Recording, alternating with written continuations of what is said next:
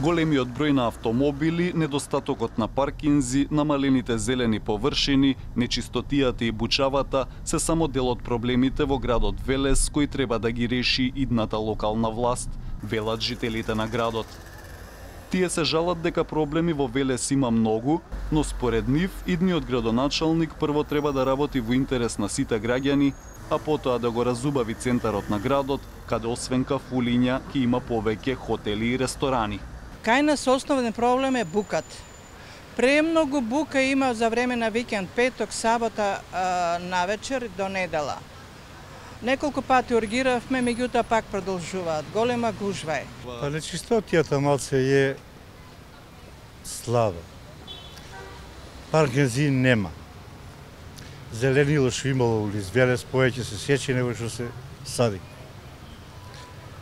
И шалтерски за секој граѓанин шалтерски работи се на ниско ниво. Слабо и да идеш таму не можеш да свршиш никаква работа.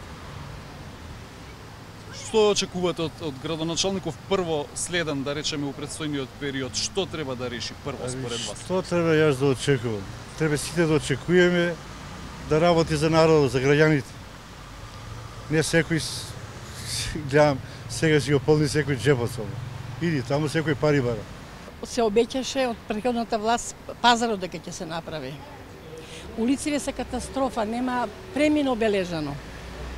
Значи улиците со канализација, со ѓубрето, со сметот навреме испрлување, нечисти улици, многу има проблеми. Решавање на градскиот пазар што веќе е започнато, дел од инфраструктурата, кога е во прашање паркинг просторот и се разбира соодветно изнаоѓање решение за прифаќање на атмосферската вода, тоа што му е рак рана на Велес од секогаш, и најмногу се регулирање на сообраќајот. Во Велес живеат околу 50.000 жители според достапните податоци. Градот е познат по загадувањето од топилницата која е дефинирана како еколошка жешка точка. Топилницата во моментов не работи, но научните докази од Институтот за хемија на Природно-математичкиот факултет во Скопје покажуваат дека почвите во парковите, дворовите, градинките и школите во Велес се екстремно загадени со тешки метали. Еколошките граѓански организации бараат ремедијација на топилницата, но и граѓаните наведуваат дека решавањето на проблемот со загадувањето треба да биде приоритет. Загадувањето најпрво е тука многу незамислено тоа. За паркирањето, непочитувањето на колите на усред пат. Нечисточата не би се ич на нула е тоа.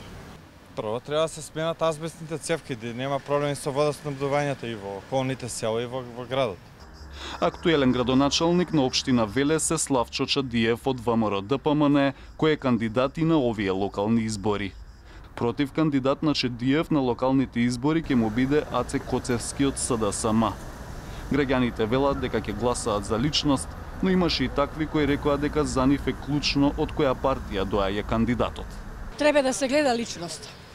Да се престане да соди партиски. Треба да соди личноста, дали ја бива или не ја бива. Мене партија, посебно секоја партија не ме интересира. Важно е човекот да се стави да биде за граѓаните, да не двоат народот.